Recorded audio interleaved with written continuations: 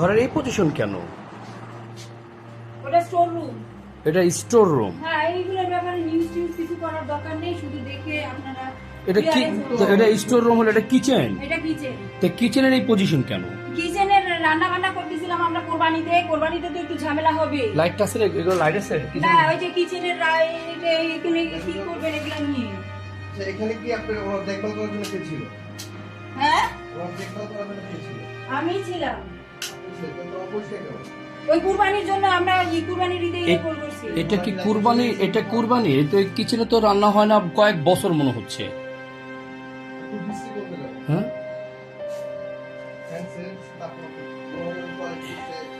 এসব করতে এগুলো গেছে যে অবহেলিত কারণে। এই বাসা কি নিজের? আমার শ্বশুরালয় এটা। এই রুমটা কে থাকতো? এই রুমে উনি থাকতো। এই রুমে উনি থাকতো। আমি পাশে মারা ছিলেন? হ্যাঁ,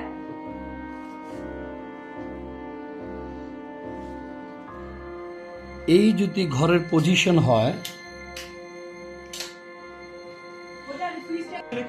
নাই নাই ওই খাতা না, কোথায় আমি পাই না। এই রুমটা আপনি থাকতেন? হ্যাঁ, না না না, এখানে নাই।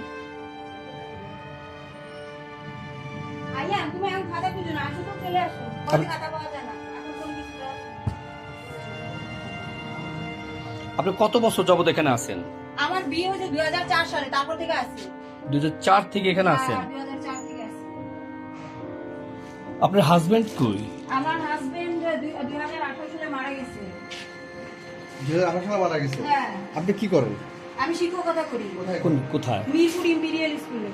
মিরপুর ইম্পেরিয়াল স্কুলে। তাহলে এখন আপনার মা আর আপনি থাকতেন এখানে? হ্যাঁ, হ্যাঁ। তাহলে আপনার মা আর আপনি থাকতে দেখভাল, মানে আপনার মার আমি দেখভাল করতাম। আপনি করতে?